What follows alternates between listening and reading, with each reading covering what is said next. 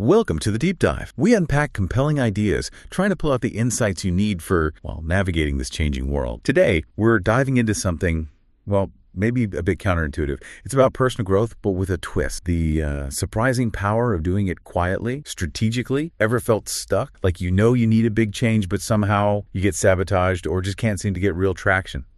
Happens all the time. Well, our source material for this deep dive suggests the path to truly massive transformation isn't, shouting it from the rooftops. It's actually about disappearing, going quiet. Yeah, and it's more than just keeping things private. We're talking about a strategy rooted in some pretty deep psychological stuff, even evolutionary mechanisms for real self-reinvention. Right. So our mission today for this deep dive is really to explore why silence can be this kind of superpower for growth. We want to unpack the human dynamics that often hold us back, and then lay out a really precise, actionable framework, how to execute a truly profound personal transformation away from the public eye. A hidden path. Think of it like a shortcut, shortcut to understanding how to become your next most powerful self by stepping back first. Okay, let's unpack this because it really goes against the grain, does it? This idea that being open holds you back. The core premise from the source is pretty startling. The more you put your life out there, your hopes, your struggles, everything, the more other people, maybe unconsciously, maybe not, find ways to sort of pull you back down. And it's not just a feeling, it's a documented thing. Right. A natural human phenomenon. Exactly. It's fascinating how well documented it is. Social psychologists actually have a name for it. Tall poppy syndrome. Tall poppy syndrome. Okay. Yeah. Think of it as this pervasive tendency for people to criticize or resent or even kind of conspire against those who visibly succeed or, elevate themselves. It's almost like standing out too much triggers some ancient alarm bell. An alarm bell, like from our past. Yeah, if you connect it back, the roots seem to go way back to our tribal history. Back then, if someone got too big for their britches, maybe hoarded resources, got too powerful, that could really mess up the group's balance. To exile, violence, even death, keeping things relatively equal was, critical for survival. Wow. So it's like a deep, primitive instinct that's still kicking around today. Pretty much. It manifests differently now, of course. You're probably not facing exile. Hopefully not. Right. But the feeling shows up in subtle ways, little bits of sabotage maybe, or those discouraging comments that sound like concern. Are you sure you should do that? Aren't you overdoing it a bit? Yeah, I know though. Or conversations that just drain your energy, leave you doubting yourself, and just the psychological weight of constantly having to justify what you're doing. Okay. And here's the really bitter irony the source points out. Sometimes the very people who say they're invested in your success, they might be unconsciously keeping you right where you are because they're big change. It can feel threatening to their own stability. It challenges their excuses for not changing. It's a heavy thought. So it's often not even malicious. It's just human nature playing out. Precisely. It's rarely personal deep down. It's human nature operating below the surface. A primitive social and understanding that it's biological, not about for you. You stop taking it personally, stop feeling resentful, and you can actually strategize around it. Okay, this is where it gets really interesting then. If we accept this pulling down dynamic exists, how do we actually do this disappearing act? How do you strategically step off the radar so you can grow without that interference? Right. So the source lays out 3 essential phases. They build on each other, kind of like a strategic plan. First, how to disappear properly, like really disappear. Second, what you actually need to do while you're in those shadows to maximize the transformation. Third, critically, how to come back strategically when you're ready from a position of real strength. Okay, 3 phases. And here's a really important warning. Messing up any part of this process, especially that last phase, reappearance, that can lead to some deeper, it could potentially undo months, maybe even years of really hard This isn't something to approach casually. Understood. Serious business. So let's dive into phase 1 then, disappearing. What are the core shifts needed to really truly go off grid in your own, especially when everything pushes us to share? Okay, phase 1. The first rule, maybe the most crucial one, is learning to shut your mouth completely. Completely. And this isn't just about being discreet, it goes way deeper. It's about understanding some profound psychological, even neurological stuff. Think about it. When you talked about your big plans, I'm going to start this business, I'm going to get ripped, I'm going to write that novel, what happens? Feel good, excited. Exactly. Your brain often releases dopamine, that little reward chemical. It's the same reward you'd get from actually making progress. Psychologists sometimes call it substitution satisfaction. Your brain basically mistakes the talking for the doing, and that actually reduces your motivation to do the real hard work. So just saying it out loud kind of scratches the itch, making you less hungry for the actual achievement. Yeah. Wow, sneaky. It really is. It tricks your mind. So the rule here, the strict rule the source emphasizes is you stop talking openly about your life. Your goals, struggles, setbacks, wins, progress, nothing to anyone. Anyone. Family. Friends.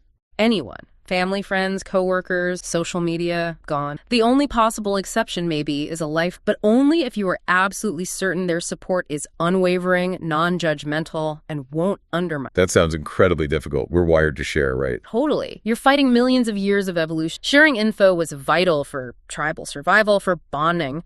But today, pursuing big personal change, that instinct often works directly against. Sharing goals prematurely gives you that social validation hit, which lowers your internal drive. It shifts accountability off you and onto what others expect. And it exposes your fragile new dreams to what the source calls negative social influence or social reality. Social reality.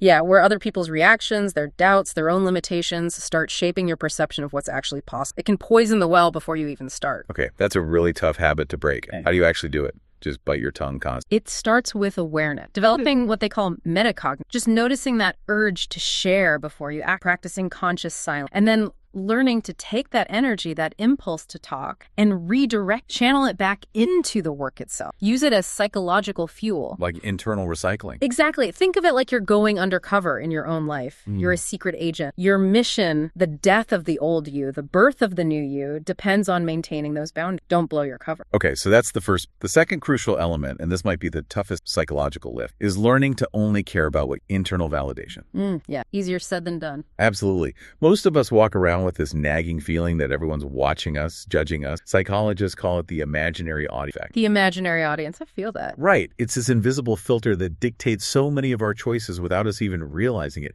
It just silently eliminates countless possibilities for growth because we're worried about what they might think. So how you fight? You have to systematically identify and then, starve the part of you that craves that external thumbs up. It's about developing a strong internal locus of control, getting driven by your authentic values, your vision, your long-term goal. The source suggests creating a really vivid, detailed mental picture of your future self, who you're becoming. And then you make that future self's opinion the only one that matters. So you're redirecting that need for approval. Exactly. You're kind of tricking your brain. You take that powerful drive for social acceptance and aim it towards your own development. And the neuroscience backs this up. Consistently practicing internal validation literally rewires your brain. Those pathways seeking outside approval, they weaken. The ones for intrinsic motivation, they get stronger. Okay. Shutting your mouth, focusing in. What's next? The third sacred art, as the source calls it. Hiding your plans completely. Okay. Seems related to the first point, but different. It is, because when you have big, exciting plans, the urge to share them, maybe get input, maybe get encouragement, maybe just bond over them,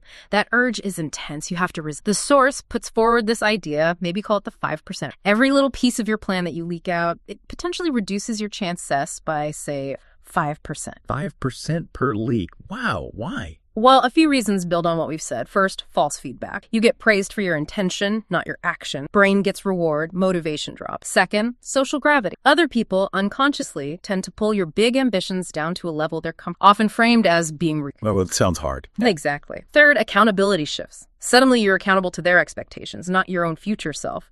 And fourth, even well-meaning advice or warnings. They can plant seeds of doubt. They contaminate your clear vision with their baggage, their fears, their past failures. So it's not just about preventing sabotage from others, but protecting your own drive and the purity of your vision. Makes sense. But what if you genuinely need some specific advice, a technical point or something? Great question. The source says your plans are protect them fiercely. If you absolutely must consult someone for specific, targeted information, like a technical detail, a market insight, treat it like a covert op. Military operation. Yeah, or like an intelligence gathering mission. You reveal only the absolute minimum needed to get that specific info. You get it efficient, and then you extract cleanly. No lingering. No socializing about the bigger picture, no seeking an ongoing supportive relationship around it. Get the data and get out. It's about information, not validation or bond. Extract cleanly. I like that. What's the fourth principle? This one's tough, too. Hiding your progress completely. The invisible progress principle. Wait, even progress? Yeah. That feels good to share. Hey, look what I did. It does. That's why this is arguably the most psychologically difficult part. But yeah, you must not let anyone see the improvements as they're happening. Don't show off the new physique, the growing bank account, the new skills you're mastering. Even if people notice and ask direct, you stay vague, you downplay. Why? What's the danger there? It prevents something called premature celebration. Sharing your progress too early gives you that big dopamine hit, that social reward. It creates this psychological false summit. Your brain feels like, destination reached. Even if you're only halfway up the mountain, the drive to push further diminishes. Oh, I've totally done that. Like, announce you lost the first 5 pounds and then poof, the motivation evaporates because you got the applause already. Exactly. Our ancestors needed that social recognition for effort. It helped the tribe. Yeah. But for modern, long-term depth transformation, it actually works against us. And going back to seeking external validation midstream, it can reactivate those old neural pathways you're trying to weaken. It can literally reverse your psychological progress. So what's the alternative? Just plugging away in silence. The alternative is what the source calls energy recycling. Instead of leaking that excitement and satisfaction outwards for social kudos, you capture it. You convert that feeling of progress into more fuel for the next step. You create this powerful internal closed-loop system. Keep the energy inside, compounding. Precisely. Think of your progress like a high-interest savings. It compounds fastest when you don't keep making withdrawals to show off. Plus, it protects you from social anchoring. Other people's reactions, even positive ones, can subtly lower your own assessment of what you've achieved and, crucially, what you believe you can achieve next. They might anchor your expectations lower than they should be. Wow. Okay. Mouth shut, focus inward. Hide plans, hide progress. This is intense. Is there a fifth principle? Yes, and this might be the most critical for deep, long-term development. You must hide your struggles, failures, setbacks, and emotional... Hide the struggles, too. Oh, yes. This shadow mode, it's going to be incredibly tough. There will be exhaustion, deep fatigue, real pain, physical and emotional, setback, doubt. Your natural human instinct will be to reach out, to complain, seek comfort, get validation for how hard it is from friends, from family. Right, that's what we're told to do. Share your vulnerability. I know.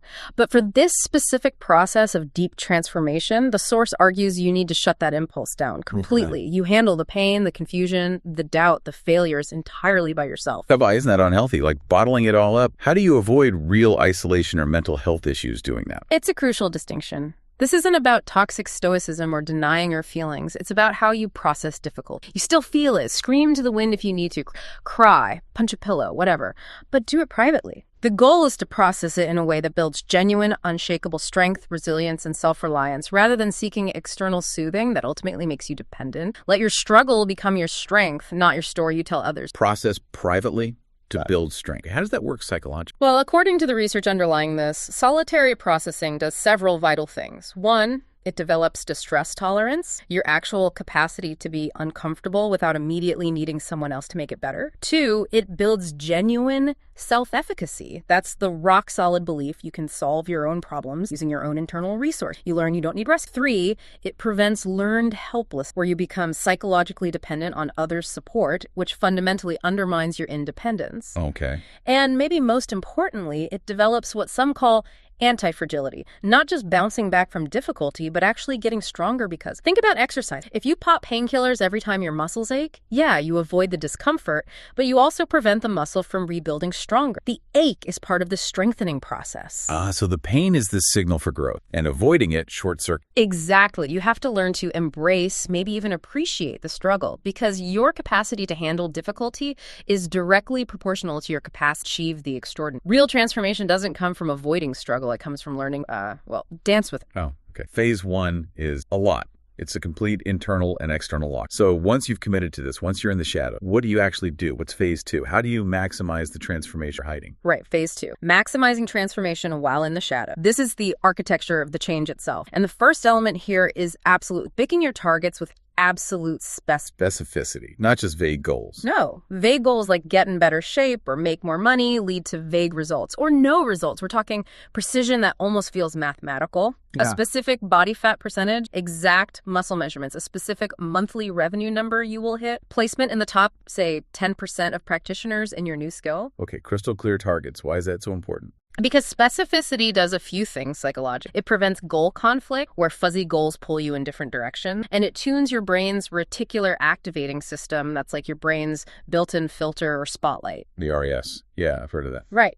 When you give it a super specific target, it automatically starts noticing things in your environment, opportunities, resources, information that are relevant to hitting that target, things you'd otherwise... So it sharpens your focus off. Exactly. You write these specific goals down. You visualize them vividly, regularly. You let them become the filter for every decision. But, and this is key, You keep them absolutely secret from everyone else, as we discussed in phase 1. And you need to connect these specific targets to your deeper emotional drive, your why. That's what fuels you when it gets really hard in progress. Got specific, secret, emotionally fueled target. What's next in phase? The second element is environmental architecture. This is about structuring your entire life around target. Environmental architecture, like your physical space. Yes, but more than that. It means revolving your whole life around crushing these objectives with a kind of single-minded intensity. The source talks about total life integration, not work-life balance. This isn't about fitting your goals around your life. It's about fitting your life around your goal, driven by the mentality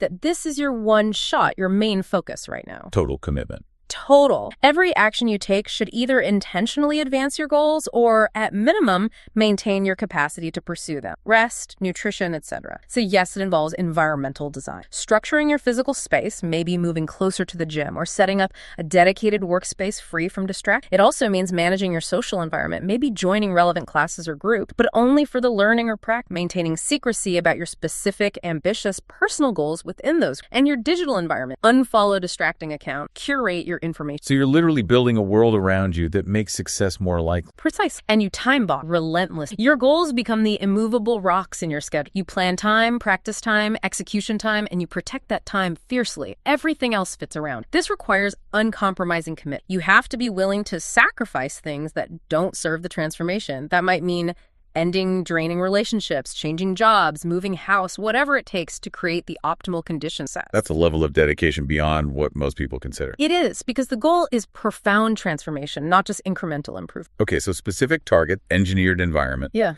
What's the internal piece of phase 2, the mindset? That's the third element, and it's fundamental. Completely reprogramming your mind. The neuroplasticity revolution applied to yourself. Reprogramming your mind. You have to make happiness, satisfaction, fulfillment synonymous with the process, with crushing the goals, making measurable progress, doing the work. You need to, as the source puts it, fall genuinely in love with this disappearing act. That includes the discipline, the solitude, even the struggle. You learn to enjoy the challenge, the invisibility, the delayed gratification. Enjoy the pain. That sounds masochistic. Not exactly. It's about shifting where you get your reward, moving fully to intrinsic motivation, finding the genuine reward in the activity itself, in the mastery, in the becoming, not in any external pat on the back. Oh, okay. The reward is the work and the growth itself. Exactly. And this isn't just wishful thinking, it's neuroscience. When you consistently choose that long-term satisfaction of progress over short-term pleasure, and when you consistently choose internal validation over external approval, you literally change your brain structure. The prefrontal cortex, your hub for planning, focus, delayed gratification, gets stronger. The limbic system, the part seeking immediate reward and reacting emotionally, becomes less dominant in driving your behavior. So it gets easier over time. Yeah. What initially takes immense willpower eventually becomes more automatic. It becomes your preference. You genuinely start to prefer the focus work over distraction, the internal satisfaction over empty praise. This is really about identity transformation. You're not just doing things differently, you're fundamentally changing how you see yourself. You're becoming someone who generates their own satisfaction, who embraces challenge, who shapes their reality through disciplined act. Wow. Okay. Specific targets, total environmental focus, and reprogramming your mind to love the process. That's phase 2. So after all this intense, solitary, focused work, what happens then? What's phase 3? Reappearing. It sounds almost like emerging from a cocoon. That's a good way to think about it. Phase 3, reappearing, the ripple effect of authentic. When the transformation is substantially complete, you don't just go back to normal. Everything has shifted. For one thing, how you pursue future goals change. There's a different energy, maybe more like playful exploration or confident detachment. Your self-worth isn't tangled up in hitting the next specific outcome anymore because you've built it internally. So less desperate striving. Exactly. And that mysterious quality you cultivated by being quiet, it actually becomes a source of profound personal. You can keep reinventing yourself without being constantly pulled back by other people's outdated idea you are or who you should be. You're not trapped by their excellence. That sounds incredibly liberating. It is. And you find this deep, quiet peace that comes from knowing you can operate effect in the shadows from your own. It's rooted in that unshakable confidence you built in your own resilience. You know you can handle things. You realize the transformation wasn't really about adding layers on top of yourself.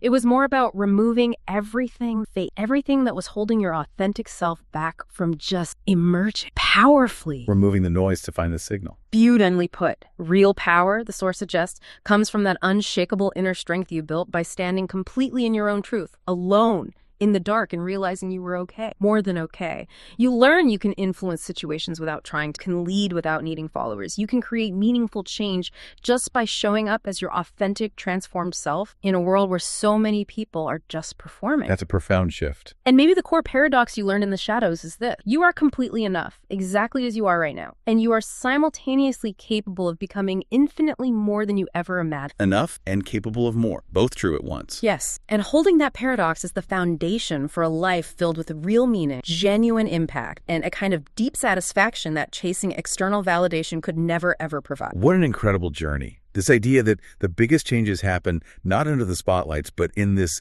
strategic, silent process of self-creation. It's really something, building that inner fortress first. And the ultimate gift, really, of that strategic withdrawal, that quiet work, the discovery of yourself, finding that core, and realizing that in doing so, you actually find everything you were looking for externally, but you find it. So let me leave you with this thought to chew on. What would truly change in your life if you fully embraced this art of disappearing to become your next, most powerful self without needing or seeking a single ounce of validation from anyone else? Just ponder that. How might that perspective redefine your whole approach to growth?